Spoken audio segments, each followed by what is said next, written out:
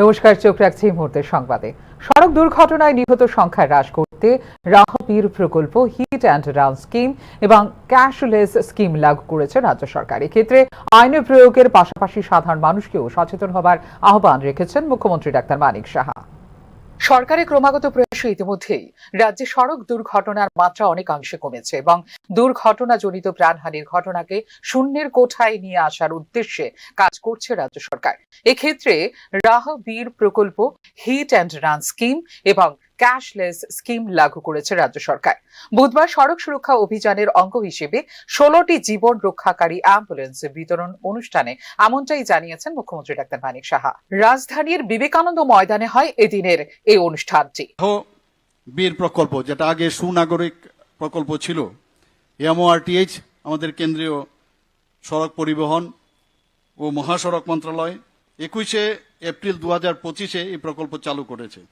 এখানে এই বিষয়ে কথা বলা হয়েছে, যদি তাৎক্ষণিক কোনো ব্যক্তি যিনি আঘাতপ্রাপ্ত হয়েছেন তাকে যদি সাহায্য করে হসপিটালে নিয়ে যান, তাহলে উনাকে 25,000 টাকা এবং একটি সার্টিফিকেট প্রদান করা হবে। হিট অ্যান্ড রান স্কিম এটা চালু হয়েছে 25শে ফেব্রুয়ারি 2022।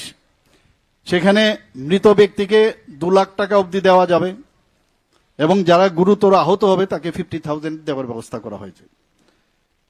এবং এখানে 5 মে 2025-এ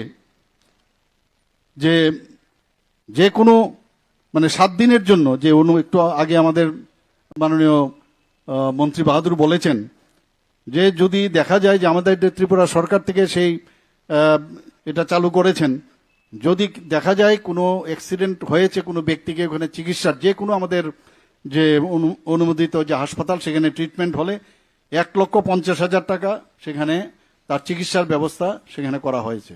বুধবার থেকে বাধ্যতামূলক করা হয়েছে গণপরিবহন ব্যবস্থায় ভিএলটি বা গাড়ির অবস্থান নিরীক্ষণ ডিভাইস সক্রিয় রাখা। এর মাধ্যমে সড়ক দুর্ঘটনায় প্রাণহানি অনেকটাই নিয়ন্ত্রণ করা সম্ভব হবে বলে জানিয়েছেন মুখ্যমন্ত্রী ডাক্তার মানিক সাহা। বলেছেন যে নির্ভয়া ফান্ড স্কিম, যেটা নির্ভয়া কাণ্ডের পরে এই ফান্ড স্কিম করেছে, সেটা 2018 সালের 25শে অক্টোবর ভারত সরকারের যে এমআরটিএইচ আছে তাদের যে নির্দেশ, যে সব ধরনের যে পরিবহন যানবাহন আছে 2019 সালের 1 জানুয়ারি থেকে এই ভেহিকেল লোকেশন ট্র্যাকিং, যেটা বিএলটি ডিভাইস এবং ইমার্জেন্সি বটম, সেটা বাধ্যতামূলক বসাতে হবেই।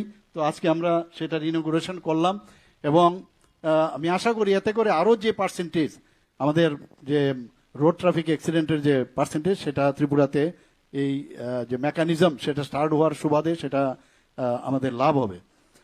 আজ রাজ্যে এএসআই 140 স্পেসিফিকেশন, সেই অনুযায়ী vehicles tracking platform or safety and enforcement, যেটা আজকে প্রকল্পটি এখানে চালু হলো। এখানে এএসআই যে বিষয়, আমি মনে হয় যে অটোমেটিভ যে industry standard is a set of regularization published by automotive research association of India. এই প্ল্যাটফর্মটা এত সুবিধে যেটা আমার পূর্ববর্তী বক্তারা বলেছেন যে গাড়ি যখন প্যাসেঞ্জাররা বসবেন এবং বিশেষ করে যারা মায়েরা আছেন, মেয়েরা আছেন, তাদের সেফটির জন্য গাড়ি যখন বেরোবে, কমার্শিয়াল গাড়ি, প্রতিনিয়ত কিছুক্ষণ বাদে বাদে তাদের ইনফরমেশন দিতে হবে। ত্রিপুরায় এই বছর সড়ক দুর্ঘটনাজনিত মৃত্যুর হার হ্রাস পেয়েছে 34%। আগামী বছরের মধ্যে আগরতলায় এআই ভিত্তিক ট্রাফিক পর্যবেক্ষণ চালু করার পরিকল্পনা করছে রাজ্য সরকার। স্মার্ট সিগন্যাল এবং যানবাহনের আচরণ ট্র্যাকিং এর জন্য পাইলট পরীক্ষাও ইতিমধ্যেই শুরু করে দিয়েছে রাজ্য সরকার। ফিউরো রিপোর্ট, নিউজ নাও। 2022 সালে অনুষ্ঠিত হলেও এখনো পর্যন্ত ফলাফল ঘোষণা করা হয়নি এসটিজিটি শিক্ষক নিয়োগের পরীক্ষার ফলাফল। প্রেক্ষিতে আবারও একবার বিক্ষোভ প্রদর্শন করলেন সংশ্লিষ্ট পরীক্ষার্থীরা। ফলাফল প্রকাশ করে অতি সত্বরে নিয়োগের দাবিতে আবারও একবার সরব হলো 2022 সালের এসটিজিটি পরীক্ষার্থীরা। বুধবার শিক্ষা ভবনের সামনে জড়ো হয়ে বিক্ষোভ প্রদর্শন করলেন 2022 সালের এসটিজিটি পরীক্ষার্থীরা।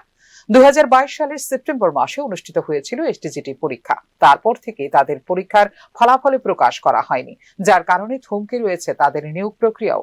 এই সময়ের মধ্যে বয়স উত্তীর্ণ হয়ে যাচ্ছে অনেকেই। ভাঙছে ধৈর্যের বাঁধ বলে জানিয়েছেন সংশ্লিষ্ট পরীক্ষার্থীরা। আমরাও একটা রক্তে মাংসে গড়া জীব, আমাদের মধ্যে একটা ধৈর্যের একটা বাঁধ আছে। এই ধৈর্যের বাঁধ বেকারত্বের কারণে দিনের পর দিন ভেঙে যাচ্ছে।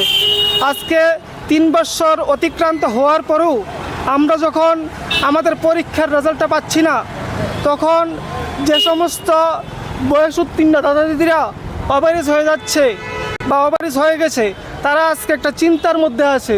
ভবিষ্যতে তারা আর কোনো এক্সামে তারা বসতে পারবে না। এই চিন্তা দিনের পর দিন আমাদেরকে কুরে কুরে খাচ্ছে।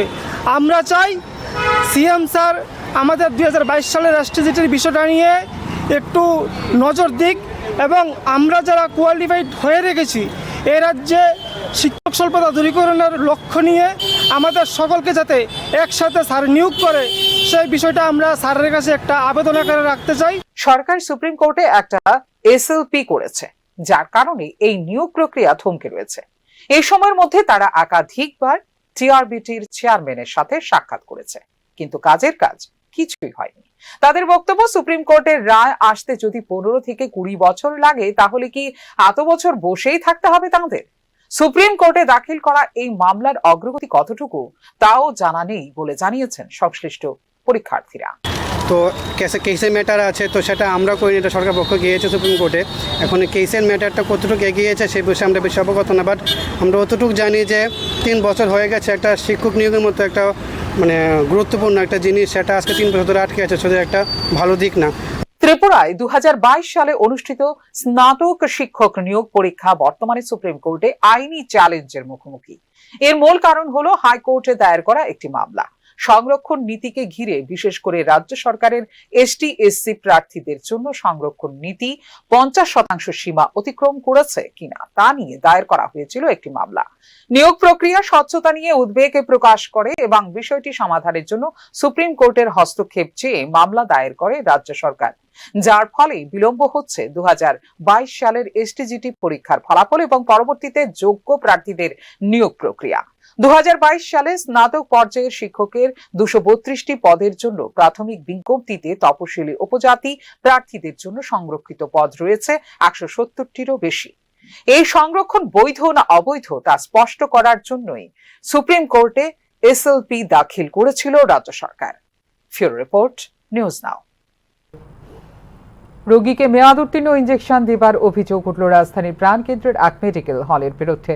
ঘটনা লাল বাহাদুর চৌমুহরীর রীতিকা মেডিকেল হলে রোগীকে জীবনদায়ী একটি ইঞ্জেকশন পুশ করার পর ইঞ্জেকশনের ভায়াল হাতে নেওয়ার পর তা মেয়াদ উত্তীর্ণ হয়ে গেছে বলে লক্ষ্য করেন রোগীর পরিবার। ইঞ্জেকশন দেওয়ার পর রোগীর অবস্থার আরও অবনতি হয়েছে বলে জানিয়েছেন রোগীর পরিজন। ইঞ্জেকশন আসলো আর কি, ইঞ্জেকশনটা এখানে যে পুশ করার পরে ইঞ্জেকশনটা প্রথমত আমরা দেখছি না, আমি পুশ করার পরে আমি ভাইয়ালটা যখন ফালাইছে তো হাতে লইয়া দিই 2025 মার্চে এটা এক্সপায়ার্ড হয়েছে, ঠিক আছে। ওর শরীর এখন ঠিক আছে, ডাক্তাররাও ফোন করছি, এইটাই এই বিষয়টা আর কি। তারা এতটা কেয়ারলেস। আচ্ছা, যিনি পুশ করছেন ওনার কোনো এসব কোর্স করা আছে কি? এটা আমি জানি না, এখানে স্টাফই, দোকানের স্টাফই তারা। পেশেন্টের নাম কি? পেশেন্টের নাম রুবিতা দেব। এখন আপনারা কি আইনের কোনো আইনের পদক্ষেপ বলতে আগে আমার পেশেন্ট সুস্থ থাকুক, আগে দেখি ডাক্তারের সঙ্গে যোগাযোগ করছি, শরীরটা একটু খারাপই এখন, ফার্দার দেখি কি করতে পারি। এই মুহূর্তের সংবাদ এই পর্যন্ত। ওনারা আপডেটস দেখার জন্য অবশ্যই নজর রাখতে হবে নিউজ নাওর পর্দায়। নমস্কার।